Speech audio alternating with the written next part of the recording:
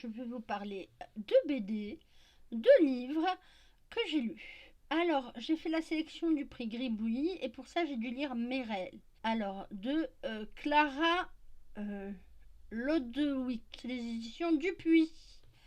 Alors, c'est Merel qui est âgée d'une quarantaine d'années.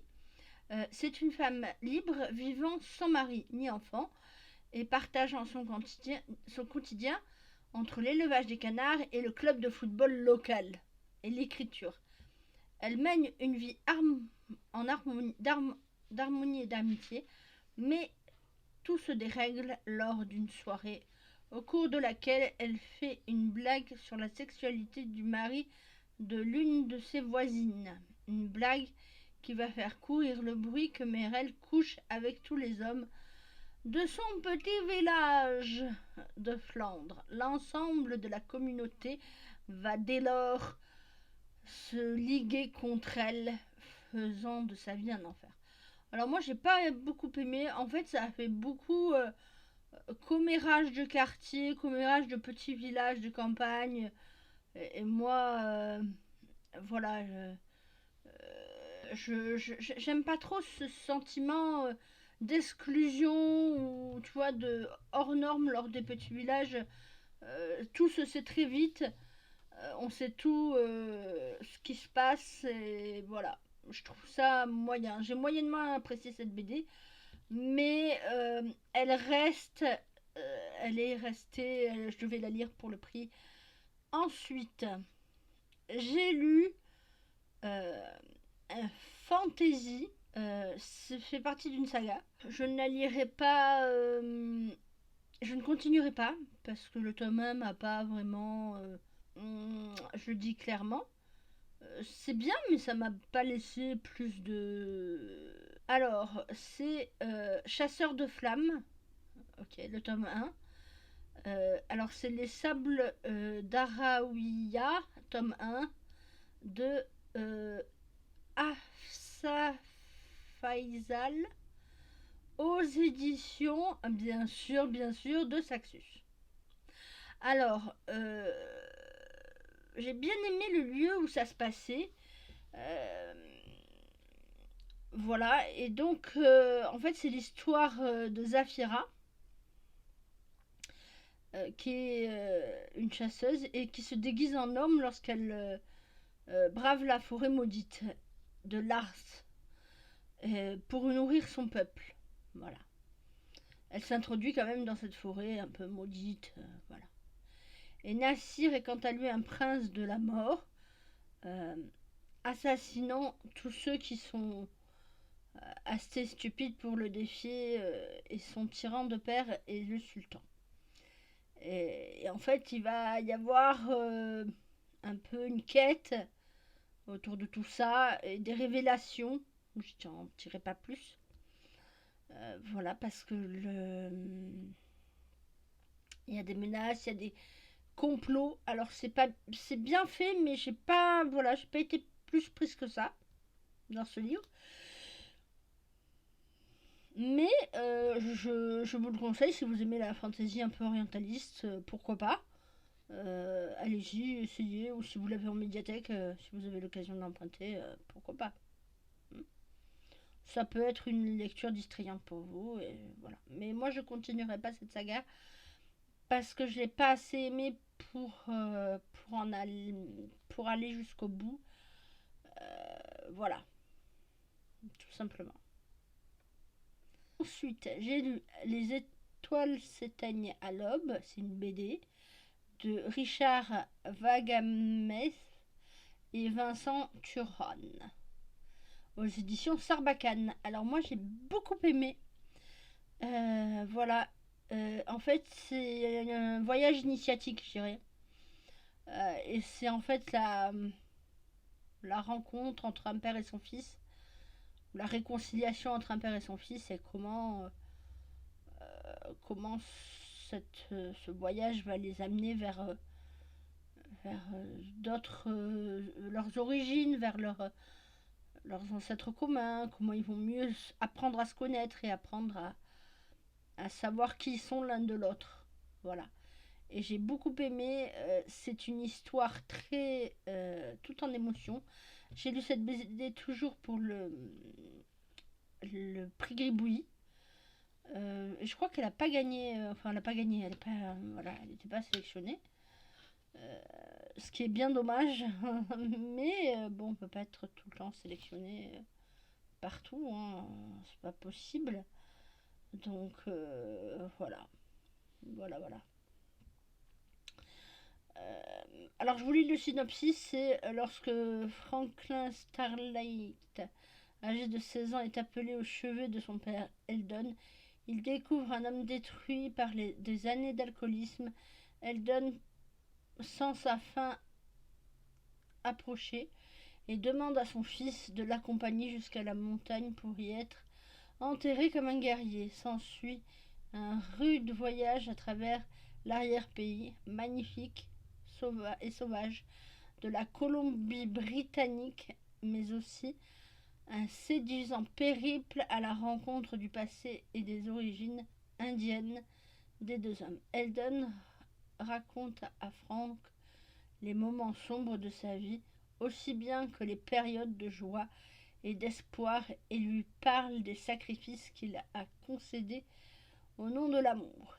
Il fait ainsi découvrir à son fils un monde que le garçon n'avait jamais vu, une histoire qu'il n'avait jamais entendue et dont il avait besoin. En fait, c'est un peu un voyage pour se libérer l'un de l'autre et pour dire bon, je te pardonne et tu me pardonnes. Voilà. Je trouve que ça faisait un peu vraiment ça. Vraiment. C'était tout à fait dans ce genre-là. Alors, ensuite, oui, parce que c'est pas fini. Ensuite, j'ai lu Breakwater de Catriona Chapman aux éditions Futuropolis. Alors, j'ai lu ce livre dans le prix Gribouillis, toujours pareil. Il est arrivé en bonne place et on a eu droit à la rencontre de l'autrice. Mais j'ai pas pu y aller malheureusement. Mais j'aurais aimé grandement y aller. Alors, Breakwater, j'ai beaucoup aimé ma lecture. En fait, je dirais que ça se passe dans un cinéma un peu à l'abandon, mais qui marche. Un cinéma de quartier, quoi, qui marche pas si mal, quoi. Mais il y a une partie qui a été désaffectée parce que c'est un ancien théâtre, c'est à Bridgeton. Et, et donc, en fait, les employés, voilà, ils y travaillent, ils sont là depuis un certain temps. Et il n'y a pas beaucoup d'évolution de carrière. Voilà. Je dirais que c'est ça. Et en fait, ça parle beaucoup des problèmes psychologiques euh, entre les différents employés et les liens qu'il va y avoir, qui va se construire, tout ce qui va se passer autour d'eux, en fait. Mais je pense que la situation est un peu... ça, en fait, voilà, je vous explique. Je pense que ce livre est fait aussi pour expliquer un peu les situations aidant-aidé. Comment on peut ressentir, comment on peut se sentir en tant qu'aidant, comment on peut se ressentir en tant qu'aidé, comment essayer de lutter contre ça, mais en même temps on n'y peut rien. Voilà, si on n'est pas très proche de la personne, on n'y peut pas grand chose, n'empêche. Bon, ensuite, les petits loups. J'ai lu 2 tomes de la saga Ladies with Gun, tome 1, de Olivier Bocquet et Alnor, aux éditions Drago. Et alors là, les gars, mais c'était des pépitas. Voilà, des pépitas. J'ai lu 2 pépites. J'étais hors du temps. Alors, je vous lis le tome 1. C'est pendant l'Ouest sauvage, on est aux États-Unis.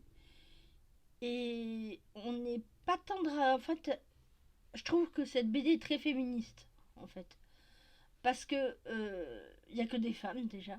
Ça fait un peu les mystères de l'Ouest à la féminin. Enfin, moi, ça m'a fait penser à ça. Où, euh, voilà, parce qu'il y a une esclave en fuite, une indienne isolée de sa tribu, massacrée, et une veuve bourgeoise et une fille de joie et une irlandaise d'une soixantaine d'années.